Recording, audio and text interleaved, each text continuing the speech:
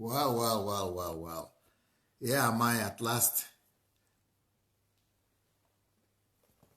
Yeah, we're ready to go. Sunday Adelaja from Kiev. Pastor Sunday. The quality today might not be the greatest, but who is the first person coming in? Who are we to appreciate first? I'm here to do the review of what we spoke about in the morning. Never complain about worship. Shegun Fatumo.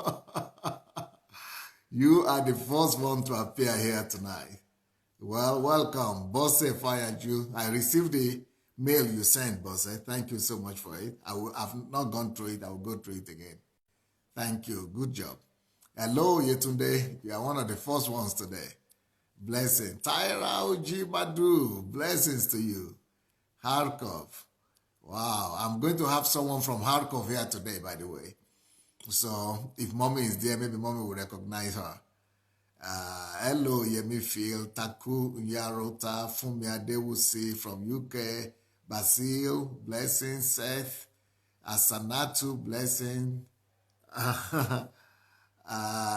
Fleur, blessings to you, Tiger, Dapre, Nkiru, Nkiru Jibadu is here too, Benjamin, Ade, Tuts Ade, Gwen Da Silva, Bukola Adedoye, Patrick, Shama, the Japanese name, I can't pronounce it, or Chinese, Ngozi Okoro.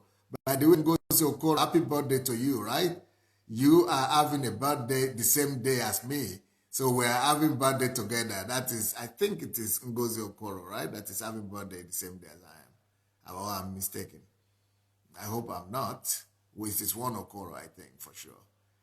So anyway, Tom Rowley, Lemi Benga Yodele, Nadigwe, blessings.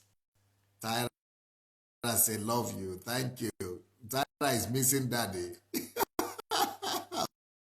Okay. Yesterday said happy birthday to you, sir. Thank you. Very, very happy returns. Thank you. Patrick, how are you doing, Pastor? I'm fine. Very good. Obote. Yeah, blessings, Sheung. Blessings to you, Sheung Dipaulu. Blessings to all of you. Nice to be back with you. My request to all of you is to go and share this, the program. Let's go and share the program. Benjamin from Kenya, welcome. Divine blessings to you. Yemifield, Cheryl, Woodard, Mark, Daniel Ekman, blessings. Uluwatoyi, blessings. Adeniji, blessings. Well, I'm asking you to go and share the program. Let's go ahead and share the link for this program. And let's believe that some people will be blessed through our kindness. So let's go ahead and share the link, please. Go ahead and share the link with somebody, and somebody will be blessed. Oh, Blessing Okoro said she's not the one who is having birthday. Then that's a mistake. There is another lady who is Okoro also that is also here always every day. I've not seen her yet, so I thought she was the one. So Blessing, one day I'll be able to congratulate you too. Angela said she's new here. Okay, for the sake of those who are new here, the way you shared it is look down below this program. You are supposed to see the share button. If you don't see the share button, what you do, go back to your timeline, to your front page, and press the share button, then come back in again. All right, come back in again. So that's what we do. We share the link, and then we continue to do the program. Okay, and if you are here for the first time, I also want to inform you that this program is every evening like this, every day, 9 o'clock Ukraine time, or 7 p.m. UK time, Nigerian time, 8 p.m. European time. And for those who in America, it's 2 p.m. American Eastern time. And then every morning too, I come back to you at 9:30 a.m. our time. That is 7:30 a.m. UK time, 7:30 a.m. Nigerian time, 8:30 a.m. European time, and 2:30 a.m. American time, Eastern time. Okay, now let's go. Who do we have there? We have, let me introduce to you a new hero, a new pastor and doctor that is supposed to be with us today. Her name is, you see the beautiful lady? Her name is Layo, right? Yes, sir. Layo Charles Emmanuel. Layo Charles Emmanuel. Layo Charles Emmanuel. So, will you say a few words about yourself? Our people get introduced to you, because people who come in here, some of them, they know Sufficient already, they know Joshua already, they know my kids, but they don't know you. So will you say a few words about yourself? Hello everyone out there. Thank you so much for joining us this evening. And Pastor, I really want to say it's an honor to be on set with you this evening. Thank you so dearly. I can just imagine the nations, the countries this broadcast is going to. Yes. And you have put me on the stage in the spotlight tonight. Thank you so much, sir. So my name is Layo Charles Emmanuel. I'm a medical doctor by profession and a pastor by calling. Also a personal development coach for women. I also write. I'm an author. So that's a little about me. Thank you. You are married? Yes, Pastor. I'm married with a kid. Her name is Sophia. She's 3 years old. Sophia means wisdom. Yes, sir. She's so smart. Really, sir. Very smart. Layo Charles Emmanuel. All right. So she's a medical doctor and a pastor. And her husband is a pastor as well, with a beautiful baby girl. So now, did you watch the program this morning? Like, did you watch the program this morning? Yes, Pastor. The live program I did? Yes, Pastor. Okay. What was your first reaction? What was your first emotional reaction after hearing that message? What do you think about it? What was just your first feeling? Was it after hearing the message? Yes, or the moment after. Or why you are hearing it, in the process and after? Okay, Pastor, when we preach, at times it looks as though it takes a while for the message to build and then for you to catch on to what the preacher is saying. Okay. But this particular message, right from the first few sentences, I was saying, wow. And I started jotting and I was like, my God, this is 65 minutes. If I'm jotting from the 5th minute, how many jottings will I make before this broadcast is over? So it was so touching, and there were many light bulbs meant for me specifically. What was touching though about it immediately? The immediate thing that really touched you. Is it a title? No, it wasn't title. It was what you said. It was what you said. Let's remind the people the title first. Okay, so the title is Never Complain About What You Permitted in Your Life. Yes. Never complain about what you permitted in your life. Yes. And I actually said, never complain about what you permit, because it's an ongoing, and also what you permitted. So it could be what you permitted, and also it could be what you permit. But the most important thing is that don't complain. If you have permitted it, or if you permit it, then don't complain about it. But you said it's not the title. What is it that really got you? It was the sentences you were making, and then when you got to that part where you were talking about how the women come to you to complain, like we've all been there. Yeah. Pastor, I have a personal experience. Tell us about it if you don't mind. Okay, I don't mind. It was a few years back, you know about it. My husband going to a deal with a friend, another pastor in Nigeria, and as at the time he got into that deal, I was begging him. Like there's a proverb in my language. They say when the child is cutting a tree, it's the elder that knows where it will fall. Now this is I'm not saying I'm his head or something. It's just an analogy. Yeah. So I looked at the kind of money we were sending to this business guy in Nigeria. Wow, and I saw that amount of so I just told him. I said, see, if anything goes wrong with this business deal, my parents don't have that kind of money. In fact, we don't have the land or the house to sell. But it's true, Pastor. But he still went ahead, he did it, and we were just in third year in medical school, but we had accumulated debt of over $100,000 as third year medical school students. So everything was really so bad then. And for so long, I was depressed, I was frustrated, I was bitter, and I was just complaining. If only you did not do this, this would not have happened. If only you listened to me.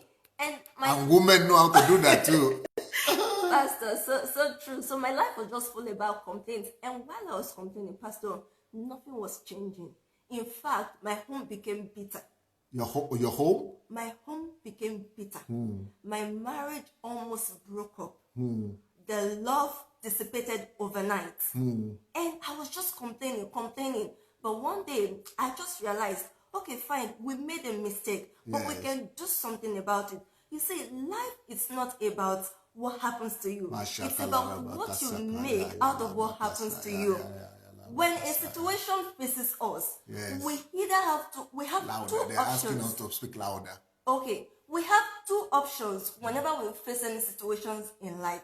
It's either we react to the circumstance or we respond to it. Reacting to it means that we are doing exactly what the situation wants us to do. We are behaving exactly the way the situation wants us to behave. But when we respond, we are taking responsibility. We are standing up to it. We are saying no. We are saying volume, more volume. We are saying no. When we react, it's just like maybe they increase the fuel price in Nigeria. What does the situation want us to do? It wants us to cry and complain. And then we call town hall meeting. Everybody is talking about it. Fuel price has gone up, this, that. And we are all crying. That is reacting. What we ought to do, man, if you have a job, what you ought to do is to think of how to get another job or create one for yourself. Brace up to the situation. Don't join complaints. So I was really complaining that time.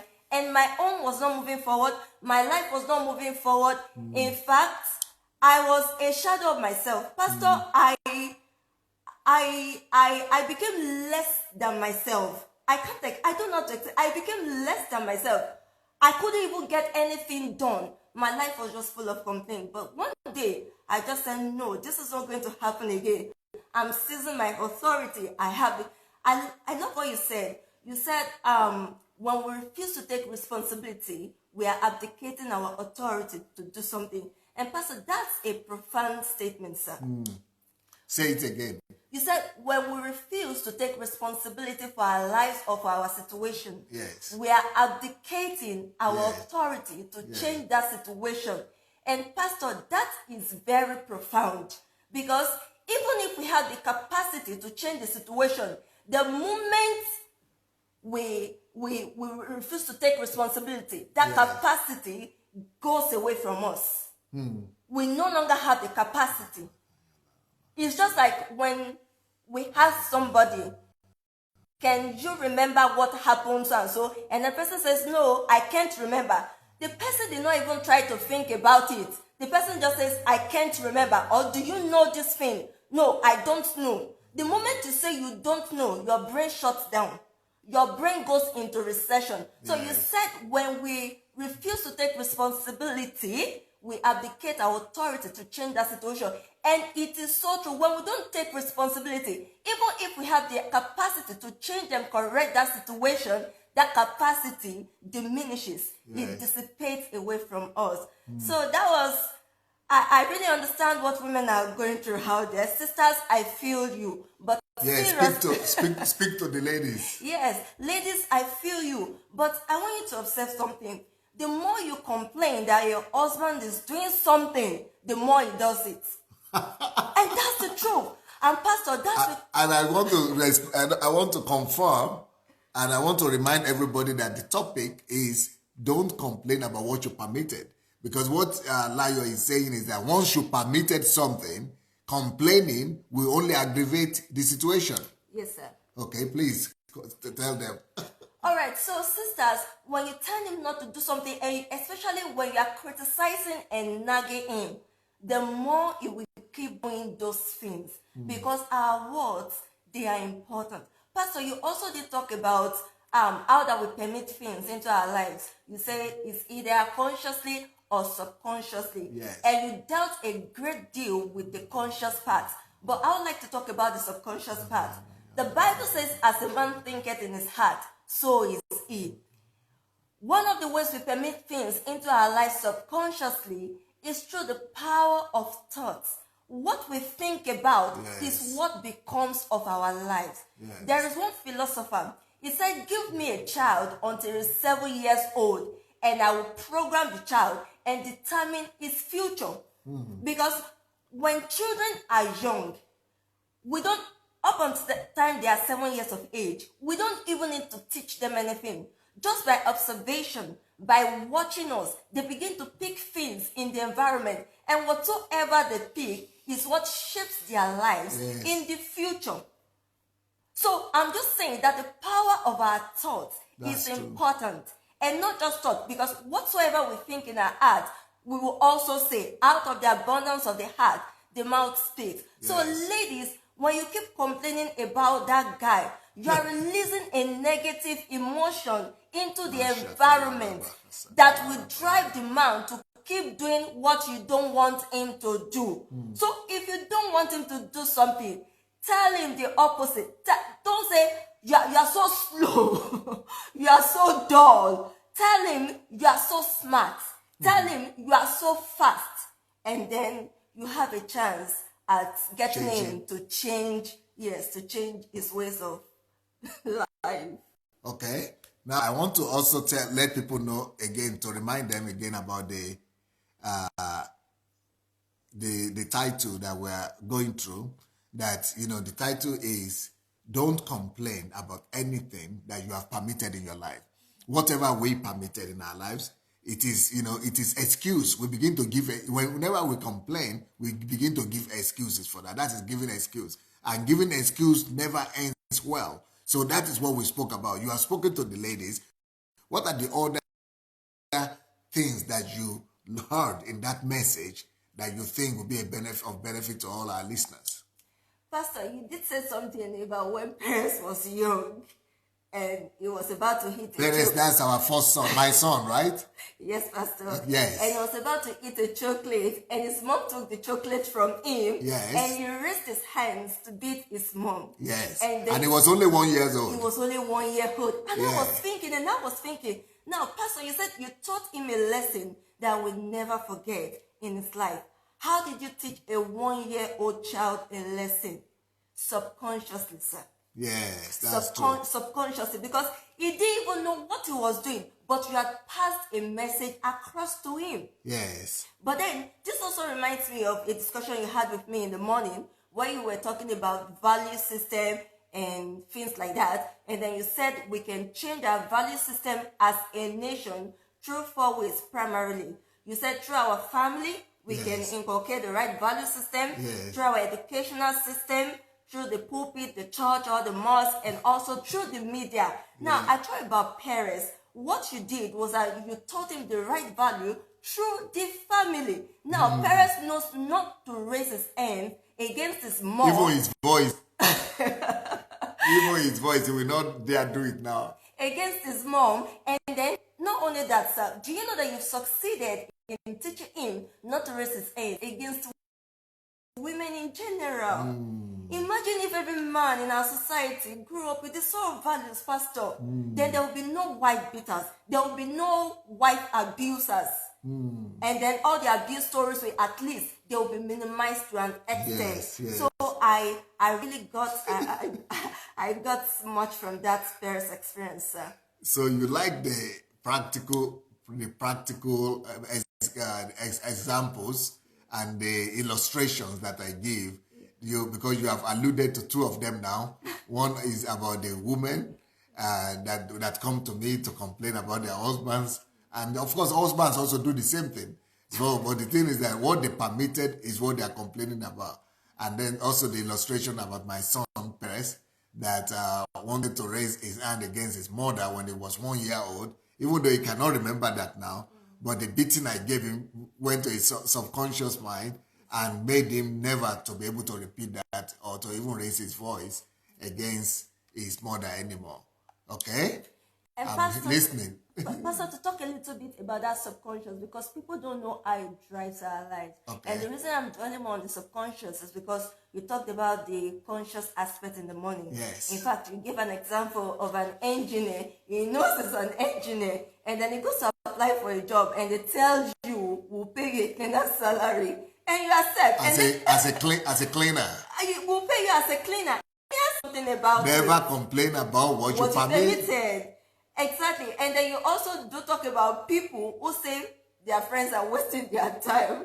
Yet they are the ones that stay on the phone with the friends. They stay on Facebook chatting with the friends. They don't excuse themselves. And then they complain, this person is wasting my time. This person is wasting my time. So we talked about how people permit things into their lives consciously. So now for the subconscious aspect, the way our thoughts and our words drives our life is so important. Do you know that actually before a child is born, right from the third trimester, thereabout, up until the child is 7 years of age, the child's mind is like a recording device. If a child wants to learn how to drive a car, up on the child is 7, the child does not need to, you don't need to give the child guidance or something. Just by watching you, the child will know how to drive. Because the child's mind, up until the child is 7 years of age, is just a recording machine. It's just dumping things. It's going to the subconscious. It's going to the subconscious. And these things will drive the person's life in the future. Now, we may say that, okay, we were not privy to the kind of information we received when we were young. We're not able to choose the kind of environment we grew up in. So maybe the things that came into us, yes, is affecting us today or something. But the truth is, you can change your life. You can change your life. And how do you do that? By changing your thoughts first. Look at yourself critically. What are the thoughts that dominate your mind? I don't have money. I'm afraid. I'm not good enough. When these thoughts come to your mind, change it to, I am rich. I'm bold. Change it to what you want. Keep putting these things in your mind. What you want is what you should dwell on. There's an energy that we release whenever we think. And this energy goes to attract whatsoever we think to us. And it's the same thing for words, sir. Pastor, do you know that in Japan, in the Japanese language, they don't have a word for crisis in their dictionary, sir. Yes. Instead of crisis, the word they have for crisis in their dictionary is opportunity. Yes. And history has proven that anytime there's global crisis in the world, Japan always flourish. Why? Because of the power of words. Which words do you speak over your life? What you think is what you become. What you say is what you become. As something positive thinking, positive mindset. Yes, sir. Yes, sir. In fact, I remember this. There was another scientist. He got 2 different plants from his garden, and then he planted them in his house. Now, he got 2 sheets of paper, and on one of the papers, he wrote all the beautiful words he could think about. He wrote Jesus, he wrote love, he wrote joy, he wrote beautiful and everything. After he wrote the words on the paper, he went to stick it to one of the pots of the plant. Remember, he got 2 plants from outside. He planted them in 2 different pots, and then he got a piece of paper. He wrote beautiful words on this paper and stuck it around one of the pots.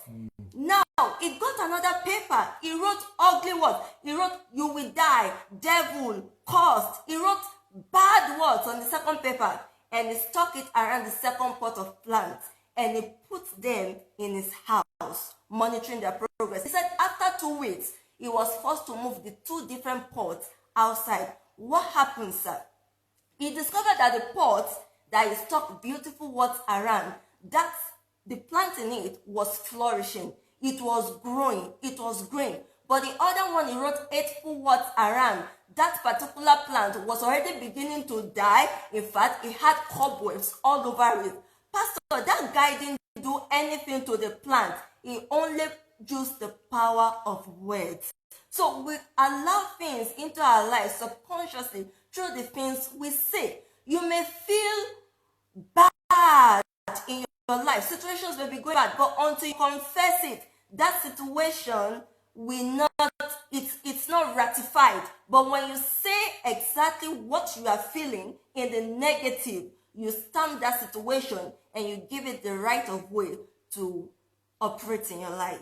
Now, I want to, for the clarity of our viewers who are watching us, I want to ask you, so how do you connect that to the topic of our subject today? Never complain about what you permit. So what is the connection, so that people will be able to see the connection? All right, sir. So we said that there are two ways we permit things in our lives. Yes. And you said one of them is consciously. One of them is subconsciously. Yes. Okay, so I'm saying that Pastor dealt enough with the conscious in the morning. So I'm talking about the subconscious this evening. And I'm saying, in case you find something that is, maybe you find yourself in a bad situation. And you didn't know that you are the one who permitted it. And you don't know that you are the one that created it. And now you're just saying, oh, maybe it happened to me subconsciously. So I'm saying that this is the way it happened, and this is how you can reverse the process, by thinking the right thought and by talking the right words. Okay.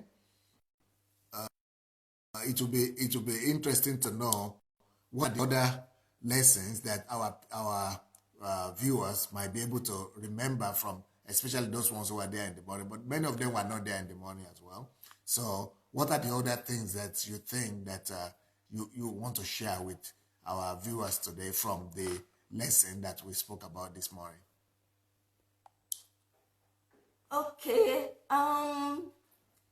Yes, Pastor, you were talking about how that some people expect God to take action for them, while they are the ones that are supposed to take action. And that reminds me of the case of Moses before the Red Sea, sir. Now, Moses was before the Red Sea. The Egyptian army coming behind. And Moses stood in front of that Red Sea and he was saying, Lord, do something. God, help us. Until God eventually said he should stretch his hands and part the Red Sea. He was the one that was supposed to take action. He was the one that was supposed to part the Red Sea. But he stayed in front of that Red Sea and asking God to take control. And this is what a lot of people do today. They are asking God, take control, take control. But God cannot take control without your permission. Yes, I can take control without. In fact, you said it. You said, I remember one illustration you gave about the guy who pooed. Yes.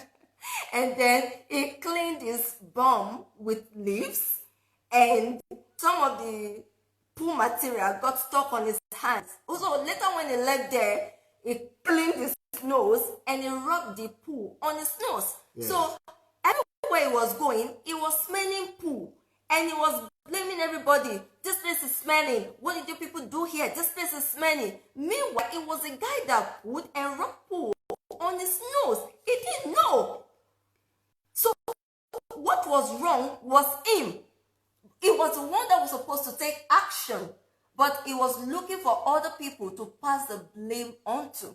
So it really reminded me of Moses before the Red Sea. Anyway, he was supposed to take action, but he was waiting for God to do something until God said to him, you divide the Red Sea. So instead of just heavy night, God take control, God take control, God has taken control. What God said is that he would do exceedingly abundantly above all you can ever ask or imagine, according to the power that is in you. The power that God will use to change your life or your circumstances, that power is not in heaven. It doesn't reside in anybody. It resides in you. It resides in you. I even remember what Miles Moreau said of this. Miles Moreau of blessed memory. Yes. He said he was going to school, and then one day his teacher told him, you are dull, you can never amount to anything in life, you are a monkey, stuff like that. And then when he got home, he went to meet his mom. He cried, Mom, this is what the teacher said. And the mom brought the Bible, opened the scriptures for him, and showed him how that God is able to do exceedingly abundantly above all he could ever imagine, according to the power that was at work in him. My son said that day he realized that the power God needed to use to change his life or his circumstances did not reside in his teacher. That power was at work in him. And he said it's revolutionary. He said that was the day his life changed. Thank God for praying mothers. Thank God for women of God, women who study the word. Maybe if he had gone home and his mom didn't know what to say, probably he would have grown up a disillusioned and a broken child. But the woman was able to show him the scripture. So it's according to the power at work in you. You've got a role to play in your life. You've got a part to play in your life. You don't have an excuse for not becoming what you ought to become. You don't have an excuse for not reaching and attaining the eye that you're supposed to reach. Amen. God has made everything beautiful in His time. And this is your time. You are on the scene. You have a right to enjoy your life. If anything is going wrong with you, look inwards. The problem and the solution to it, both of them are inside you. Brilliant. Now, because I see that you are really touched by the truth about not abdicating our authority to change our situation upon anybody else, because that's why we complain. We complain because we are abdicating our authority. We are giving it to other people. We are not taking charge. We are not doing what we are supposed to do. We want someone else to do it for us. We want God to do it for us, or we want people to do it for us, but we are not taking responsibility. And it is when we don't take responsibility that we are always complaining. But it's even worse when we are complaining about what we permit. And one of the things I say in the morning is that most of the things that are going wrong in our lives that we are all complaining about, we are the ones who permitted them. Yes. So, yes, I'm listening. Okay, Pastor, I remember about the same guy, Moses, that I made an example of before. You know why he was, because you said in the morning that we should stop waiting for God to act. God cannot take our actions for us. So while Moses was standing before the Red Sea, Pastor, if God had not spoken up, they should divide it. The Egyptian army would have met him there. Yes. They would have killed him. Yes. And people would have been crying, oh, what a faithful man. He died calling on the name of God. But he did not die calling on God's name. He died because he did not take responsibility for his life. He died because of lack of control over his life. So you take control over your life. And then I remember something beautiful you said again. You said excuses have been a part of us from the very beginning. Yes. That even God it's not fair on God. And then you made reference to Adam and Eve. And that was so striking for me. It's true. Look at what happened to Adam. God called out to him, have you eaten or have you done what I said you should not do? And Adam said, it is the woman whom you gave me. Adam excused himself from the equation. He put the blame on God and Eve. He said, it is the woman whom you gave me. So it is you and Eve that are at fault.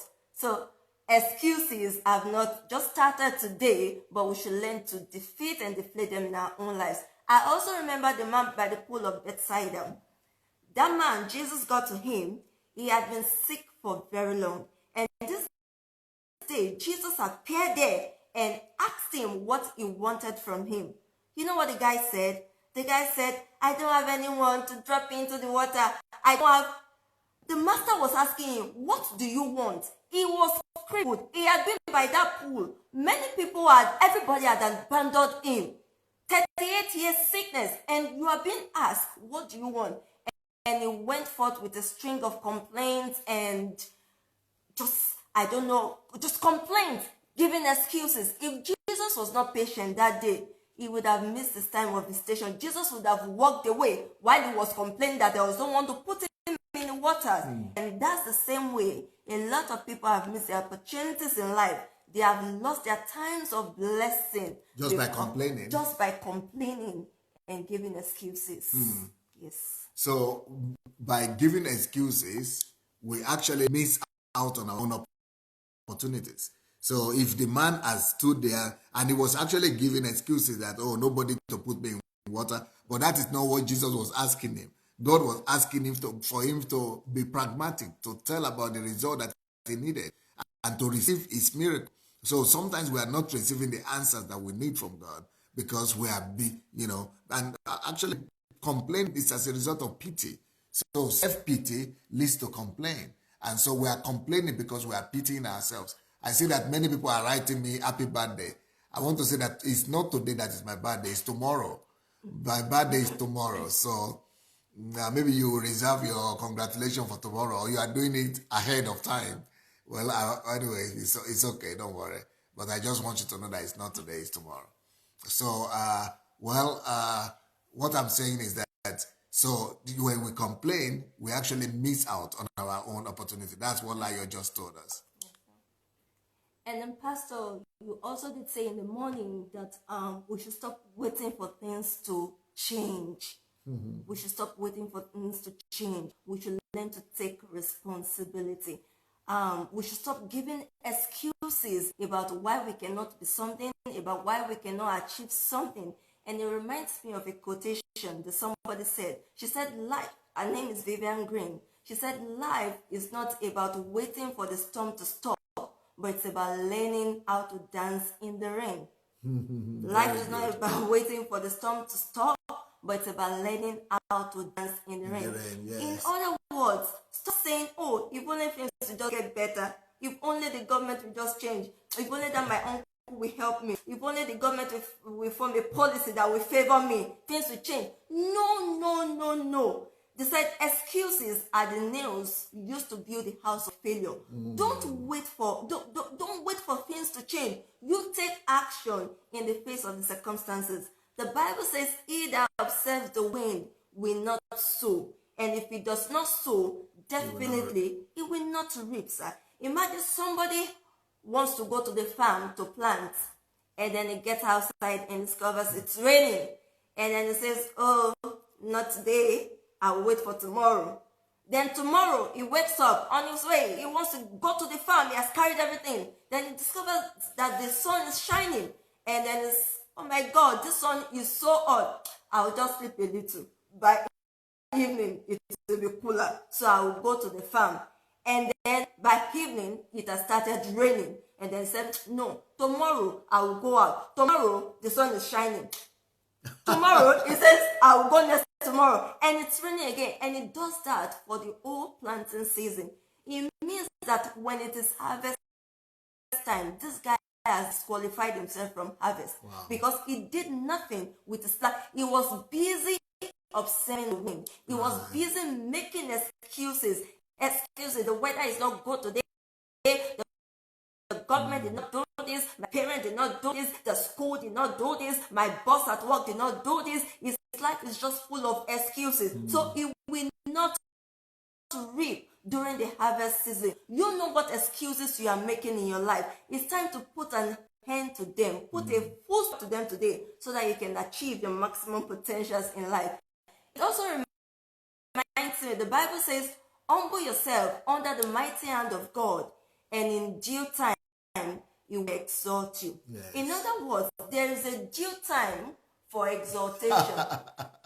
And that exaltation is preconditioned on whether you humbled yourself at the time you were supposed. So there is a due season. What Pastor said, invest in yourself. Invest in yourself today. Invest for the future. What you put in today is what you will get tomorrow. Yes.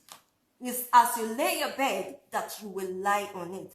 So what future do you want for yourself? For example, Pastor's broadcast that you watch every day, that's a good way to invest in yourself. Because you're spending your time wisely. This thing will affect your future. Yes. Time is like money.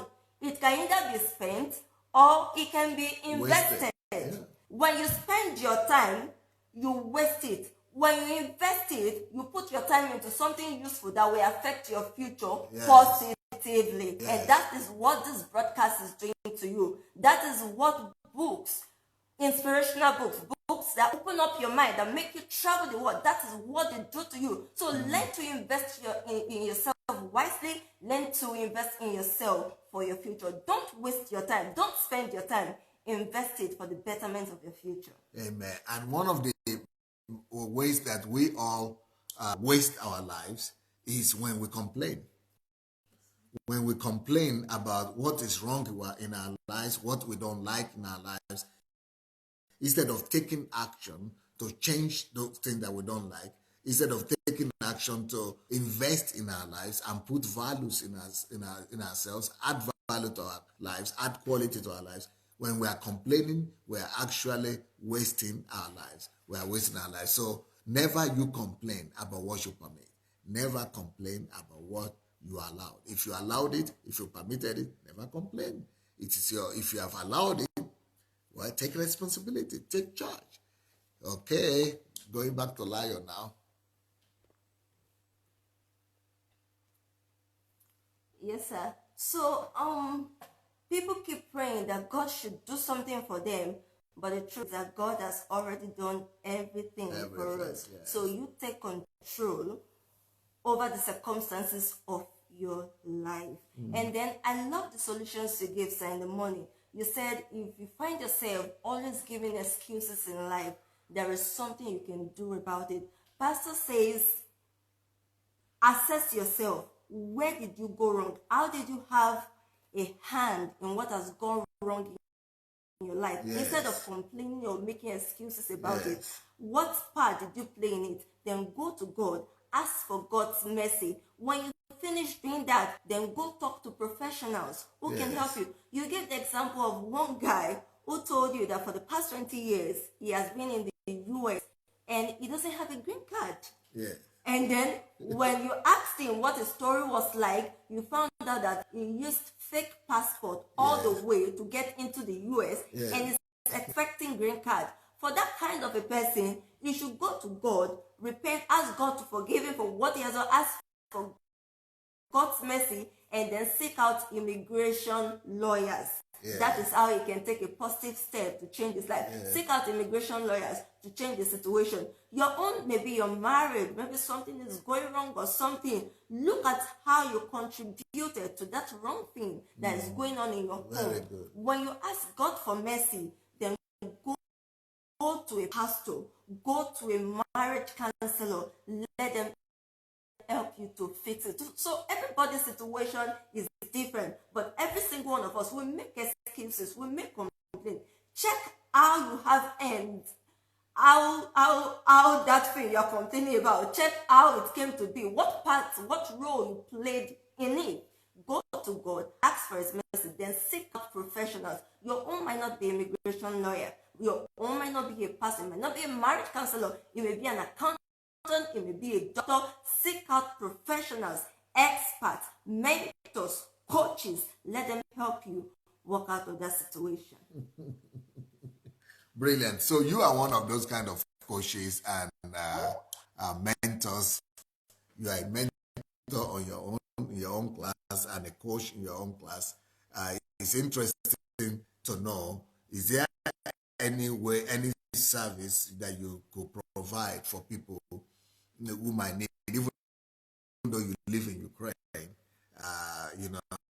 How do you just provide your service to people here in this place, or is there any way that people, you could help people that are outside of this place? Thank you very much, Pastor, for this question. Actually, one of the things I do is that I help women to stand for themselves, to have a voice for themselves, and be the best of themselves they can be. Because, Pastor, I find out that something is prevalent amongst women. When women get married, most times the qualifications they had before they enter their husband's house is what they have for the rest of their lives. Because they lose themselves in the process of that marriage. They forget about their life's vision. They forget about their life's purpose. And right now, their life is all about marriage. Yes, sir. I've been in that situation, and somehow, I thank God I was able to find myself back and everything. So right now, what I do for women is this. I show them how that they can still get married, but have a thriving personal life outside their marriage. And for those of them who have lost themselves in their marriages, This happens to women who are married to successful men or rich men or something. They just forget themselves and get swallowed up in their husband's success, and they don't really have a life. If that marriage were to end today, they don't have a life to go back to, because they've given up their career, their hobbies, their jobs, and everything. So there are women like that. I help those kind of women to find themselves back and show them what is the balance between having a personal thriving life and a thriving relationship. So I actually have a website where the women can reach me. So I do. Is it in English? Yes, Pastor, it's in English. So I do help women all over the world. So What is it? it's www.getyourlifeback.how. .how? Yes, Pastor. I didn't get a domain name for .com, so I had to use .how. There is how now? Yes, Pastor. .how? Yes, sir. Oh, I'm hearing of that for the first time. So can you say it again? www.getyourlifeback.how. What is even better? How do I get my life back? So it works out well. It's not popular, sir, so people do .com before they think of .how. And there's something like that in .com, I'm sure. Yes, sir. People bought the domain names already. Oh. Okay. Now, also, I want to tell people how you came to visit me this weekend. And the reason you came to visit me was because of this book about Nigeria that I wrote and about Nigerian project. You were telling me about your impression when you just saw the title of the book on the internet, and about how negative you are about Nigeria in general, and then what are the ideas you had to help me to promote it, and after which I sent you the book and you read the book. And so tell us the story. How did you come to be here this week? Actually, this book is now my most favorite book. Pastor, it is so it has become your most favorite book? It has become my most favorite book. But people have to know the contrast, though. So, where are we going? Yes, they will. Pastor, it's actually, don't worry, I'm going to tell you what shifted for me and why I'm saying the book is my most favorite book. But the way the book is written, anyway, when I saw the title of the book, of course, it looks like politics. I'm not interested in politics. I don't like politics. And then, especially Nigerian politics, of course, who likes that kind of... So, and then when I saw people who were writing reviews about Pastor's book, many of them were just putting political terminologies and grammar. Everything. Yes, sir. And I was thinking to myself that, no way. How will I read this kind of book? Sorry. I'm sorry. This is Nikki Okoro. This is the person that had a birthday. I think we are the one we have the birthday the same day. Nikki Okoro. Are you not the one who has a birthday tomorrow like me? I was trying to congratulate you because I saw another Okoro came in before you came in. So I was thinking it was you. So the lady said I made a mistake. It's not who had the birthday. I said that it's Nikki Okoro. It's you. I just saw your comment now for the first time. Can I congratulate you? Allow me to use this opportunity to congratulate you, Nikki. So congratulations on your birthday tomorrow, because tomorrow we'll be busy. I'm not even sure how that is going to happen. Maybe you will not be here. I think I will be here, but tomorrow I have a surprise for you. So I'm not going to be able to congratulate you tomorrow. So Nikki, that's why I'm congratulating you today. Congratulations and many happy returns. God's grace and blessings upon you, Nikki. I'm sorry, madam. All right, Pastor. Okay, so when I saw the title of the book, the title put me off because I thought it was all about politics. And then when the people... Show the book again so that people didn't say. And when the people that were... The title is Nigeria and the Leadership Question. And then those who were writing reviews, they were writing political terminologies and everything. So actually, when I picked up the book to read, I told Pastor I was quite skeptical because I just thought it was just going to be so many political terminologies that I wouldn't understand. But something interesting happened. While on the 27th page, that is the introduction, Pastor was saying introducing the book, it looked like there was a kind of positive energy that was pulsating from the book, and I began to hope again in Nigeria. The reason I didn't want to read the book in the first instance, the reason I was skeptical about it was because I just thought, oh my God, Nigerians' problem is so complex. I'm not sure there's any book that can solve the situation. But the way You had lost hope? yes, I have. I had. Lost hope in Nigeria? Yes, sir. I had lost hope in Nigeria until I read this book. And I said, if I find a team of people like pastors, like the team pastor is gathering, going to Nigeria, and they will make this book their guideline, then I'll be a part of that team. Although you had planned not ever to go? Although I plan not to go to Nigeria again. But with this book, maybe if somebody else comes out with a manual or something, I may not be a part of it. But I so much believe in the power of the words in this book, Pastor. You expertly laid out problems and you profess solutions to them. But apart from that, things, histories that make sense to us. Look at how you talked about Singapore and how their country changed from a third world nation to a first world nation just because they had the right leader that puts the right values into the system. That was mind blowing for me. There were so many things you said in the book, and I really believe in Nigeria because of this book. I do.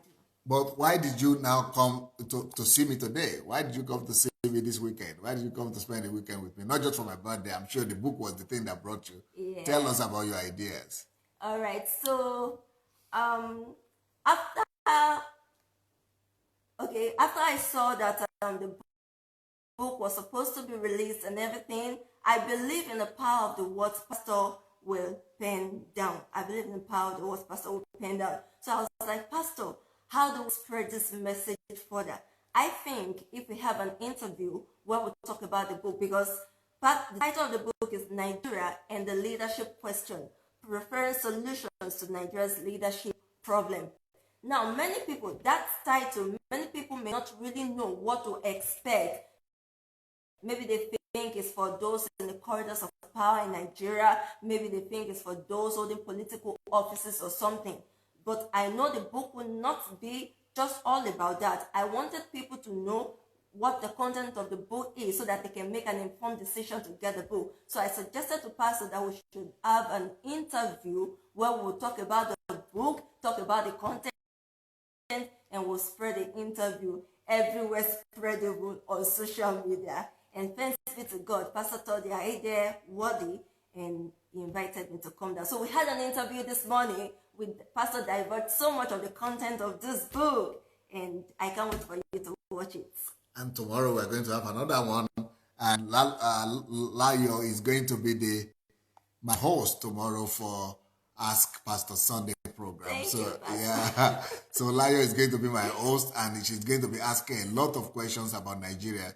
So if you want to watch the Ask Pastor Sunday program tomorrow, which is my birthday in the evening, it's 8 o'clock our time with that. That is like 6 o'clock Nigerian time, 6 o'clock p.m. British time as well. And that will be 5 o'clock European time. So, and that's like 1 o'clock p.m. US Eastern time. So we'll be answering questions about this book and other questions that will be coming. So if you have questions for the Ask Pastor Sunday program, begin to send them in today or tomorrow to Pastor Sunday, I think. Yeah, anyway, just write it anywhere, we'll get it. So now, before we finish, what is the final thing you would like to say about this, our topic? Never complain about what you permitted. Okay, I went through the comment section, Pastor, and I saw that people were really, the fact that you said we should stop giving excuses was really trending. There were so many comments there, but I think many people resonated with the excuse thing, and they were putting, oh, excuse. Yes, sir. So it is it's something that we grew up doing, but we've got to change it from today. Amen. And I would like to say again that the way to change it, like Pastor itemized in the morning, is one, just find what you are complaining about in your life. Pray about it. Talk to God about it. Time to show you His mercy. When you've done that, then go to professionals who can help you. Stop giving excuses today.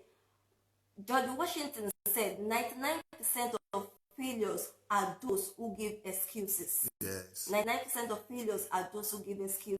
Mm-hmm. So your life was not designed to be full of excuses. To be full of excuses. So you take proactive steps. You rise up to the occasion. Do like what Papa A.B. did. The Bible says his condition was hopeless, but against hope, he believed in hope. Who is Papa A.B.? Abraham. Oh. Yes. Against hope, Abraham believed in hope. Abraham could have been crying. Abraham could have been complaining.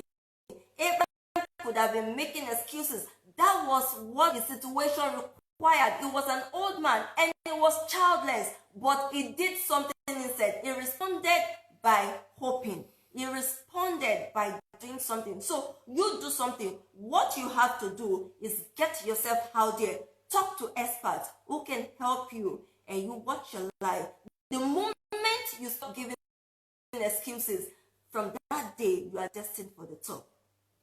That is Layo for you, Pastor Layo, Dr. Layo. And she's going to be here with me for a few days. Tomorrow, she'll be at the Ask program. So let me find out some of the things that people have been writing. And I want to use this opportunity to tell you that my book is out. You can get it on Amazon, Nigeria, and the leadership question is on Amazon. So get your own copy. And then let me read some of the comments people are writing. I also want to ask you to share this program. Please go ahead and share the program. Share this link as you are about to finish the program now. Tiger Perez says, indeed, we have a complex problem in Nigeria, but I believe nothing is impossible unto those who believe. Once people start knowing the full truth of the gospel of the kingdom of God, they become kingdom focused and things will begin to change for them. And Shegun says, well done, Layo. God bless you. Ifna says, good evening.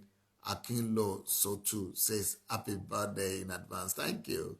Neki says, guard your heart diligently. Neki Okoro, out of ease flow the issues of life.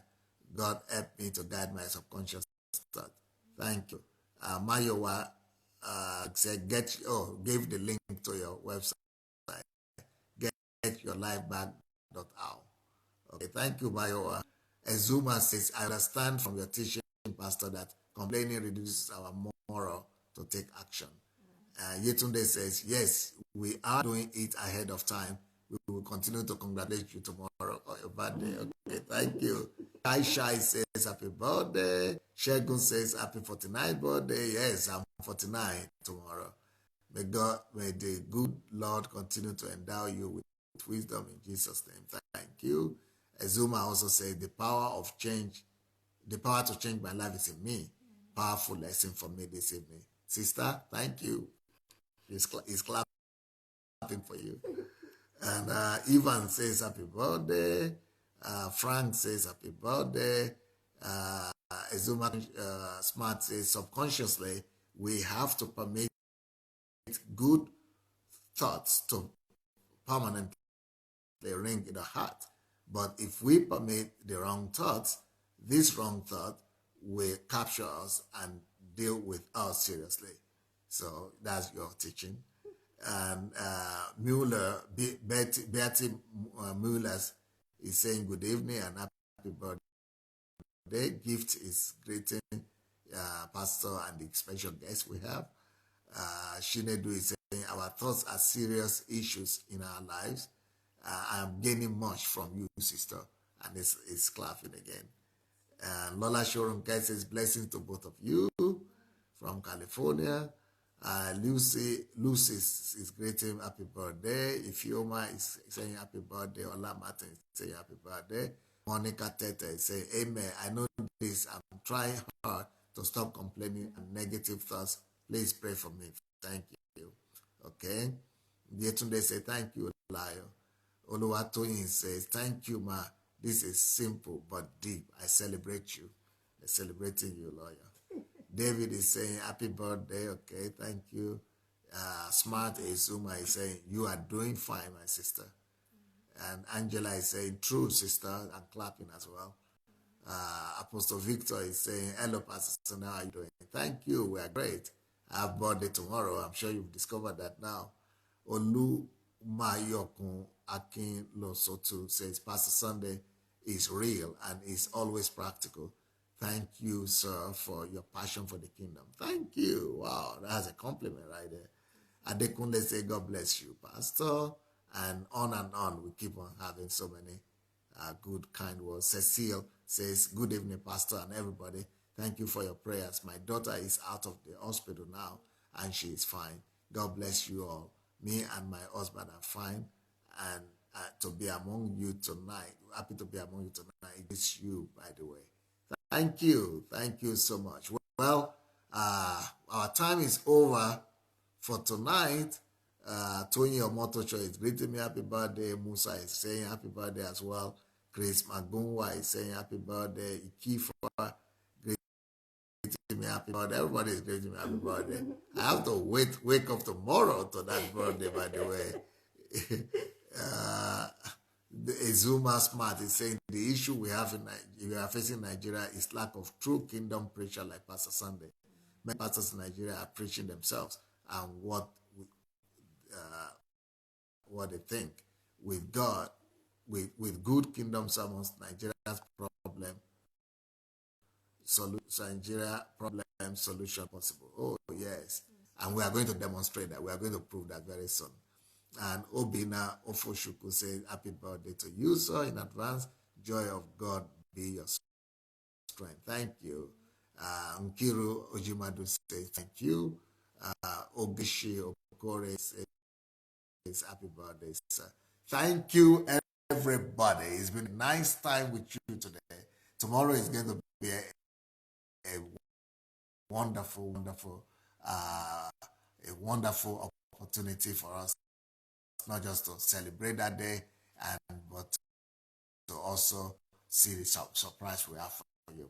It's going to be full of surprises.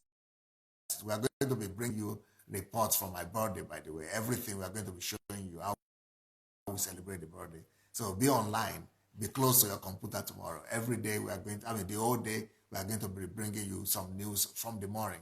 So nice being with you, nice seeing you. Please go and share the message. Go and share the message and let somebody get blessed from the revelation that Layo brought to us. Layo,